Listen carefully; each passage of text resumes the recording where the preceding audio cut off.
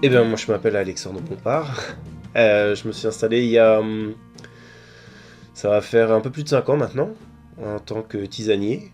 Donc j'ai commencé par louer une parcelle sur Cléguer, à Saint-Guénaël exactement. Une parcelle qui fait un peu plus d'un hectare, qui a été mis en bio directement.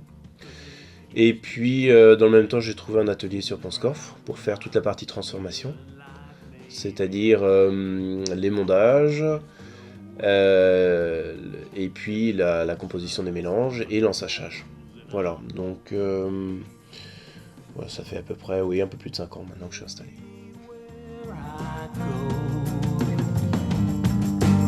People pass me by.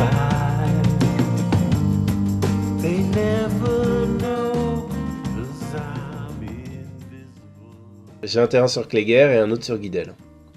À Guidel, c'est un peu plus petit, la parcelle va faire 1000 mètres carrés, mais en fait, elle est située dans le parc d'un domaine qui s'appelle le domaine de Kerbastik.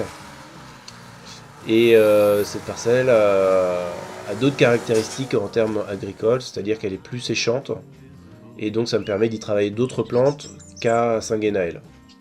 Et puis, en plus, dans le parc du domaine, il y a des tilleuls et de la lavande que moi j'ai pas non plus sur l'autre terre. Donc ça me permet d'avoir un autre type de terre et d'autres plantes. Any place else to go, but there's ghosts in these streets calling my name, and I follow. Donc, ça va faire à peu près une vingtaine d'années que je m'intéresse aux plantes aromatiques et médicinales. J'ai eu une approche au début vraiment très théorique, puisque j'ai eu l'occasion d'étudier ces plantes à la fac, euh, à l'intérieur de cursus d'ethnomédecine ou d'ethnobotanique. Moi, ce qui m'intéressait, c'était vraiment les savoirs traditionnels de différents peuples sur la planète. Et donc voilà, ça a été ma porte d'entrée sur ces plantes. Et une fois que j'ai eu terminé mes études à la fac, j'ai créé avec 2 collègues une association pour travailler au Népal. Et il y avait 2 projets principaux. L'un était de monter un hôpital et l'autre de travailler sur la revalorisation des savoirs traditionnels. Et à l'intérieur de ce deuxième projet, on avait proposé à des villageois de mettre en culture des plantes médicinales et de faire de la tisane pour les vendre sur les marchés. Et donc c'est moi à cette occasion que j'ai mis les mains dans la terre avec les villageois. C'est eux qui m'ont initié et qui m'ont appris les premiers rudiments pour travailler la terre. Et c'est là que j'ai attrapé le virus. Et quand le projet s'est terminé au Népal, moi j'ai eu envie de continuer cette expérience en France. Et quelques temps après, je suis retourné en formation agricole. Une formation en maraîchage bio, puisque à l'époque en Bretagne il n'y avait pas de formation sur la culture des plantes médicinales. Et à la suite de cette formation, je me suis lancé. J'ai loué un terrain, loué un atelier, et l'aventure a commencé comme ça. The cupboard's bare and I'm invisible.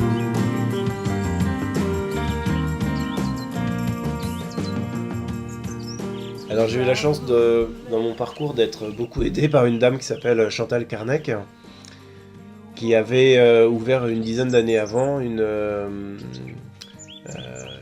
exploitation de plantes aromatiques et médicinales sur Cléguer déjà. Et elle m'a beaucoup aidé dans mon installation, elle m'a permis de récupérer des plants chez elle, de les planter après sur ma parcelle. Elle m'a laissé sa place dans les biocopes aussi. Et puis elle m'a donné beaucoup de conseils techniques. Et donc tout ça a fait que j'ai pu ouvrir la tisanerie sur Ponscorf. Alors elle n'existait pas avant, c'était une création. Et mais c'est vrai que cette dame m'a vraiment beaucoup aidé dans mon installation. There's a hole in my shoe, but I don't mind 'cause J'ai le label bio, pour moi c'est essentiel. J'arrive même pas à comprendre comment on peut proposer des tisanes qui ne soient pas bio.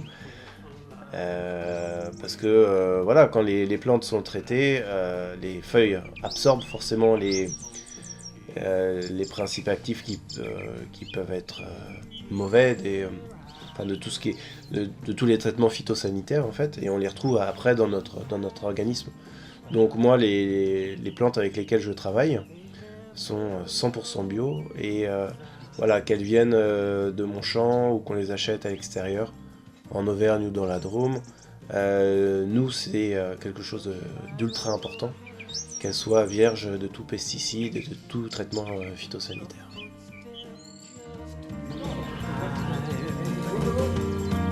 They carry on, but I'm invisible.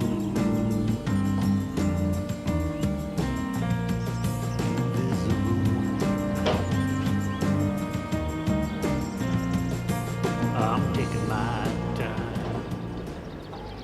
Bien sûr, les gens peuvent venir acheter en direct, et puis voilà, je propose de leur faire goûter aussi des plantes s'ils veulent s'ils veulent découvrir. Oui, oui, c'est possible l'après-midi. Parce que le matin je suis au champ, mais l'après-midi l'atelier est ouvert. The dark again. You bending down to whisper in your ear. La plus grosse demande en fait en termes de plantes, ça va être pour bien dormir. Après, il va y avoir aussi un ensemble de plantes pour la digestion. Il va y avoir des plantes drainantes également, qui vont aider à maigrir ou pour tous les maux articulaires. Et puis pour tout ce qui concerne la respiration également, en cas de rhume, ou voilà, des plantes qui vont aider à prévenir les petits bobos de l'hiver.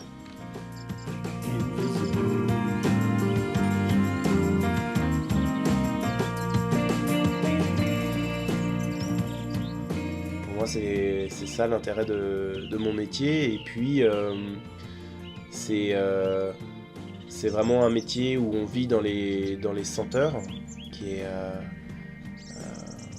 extrêmement riche. C'est un monde de couleurs aussi, avec la diversité des fleurs. C'est un monde très, très sensoriel, hein, en contact avec la nature. Et puis il y a aussi évidemment le lien à la santé. Voilà, chaque plante va avoir 1, 2, 3, 4 vertus différentes. Donc on n'en fait jamais le tour. On découvre toujours des nouvelles choses à apprendre. Même si moi, voilà, au sein de l'entreprise, j'ai décidé qu'on ne travaille qu'avec à peu près 25 plantes différentes. Parce qu'en fait, il y en a beaucoup, beaucoup d'autres qu'on pourrait utiliser.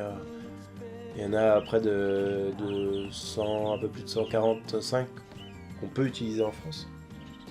Mais déjà, 25 pour moi, c'est quasiment toute une vie pour vraiment bien arriver à les maîtriser, à les connaître. Donc voilà, il y a ces vertus médicinales, et puis aussi après il y a la manière dont on va cultiver la plante, où on en apprend également tous les jours. Là, ça va bientôt. Je vais rentrer dans ma 7e saison agricole, et pour l'instant, je n'ai pas eu une pareille. Alors, je ne sais pas si c'est lié au dérèglement climatique ou pas, mais je ne sais jamais quel temps il va faire sur un début ou sur une fin de saison. Donc ça demande toujours d'être à l'écoute, de ne pas se précipiter, d'être à l'écoute de la nature. Et puis voilà, c'est une expérience qu'on acquiert vraiment au fil des ans, voir comment une plante se comporte en fonction du niveau d'hydrométrie, d'hygrométrie, de l'ensoleillement, de la terre, voilà, il y a plein de facteurs qui vont rentrer en ligne de compte. Donc c'est un apprentissage continuel. Quelqu'un qui saurait... Enfin, j'imagine, hein, quelqu'un qui me dirait, moi je connais les plantes, je sais pas comment il fait, mais peut-être, hein, au terme de 90 ans d'expérience, on peut... mais voilà, enfin tout ça pour dire que c'est un monde qui est tellement riche que, à mon sens, il faut beaucoup d'années pour en faire le tour. a shadow hanging low, a footstep just behind. They carry on, but I'm invisible.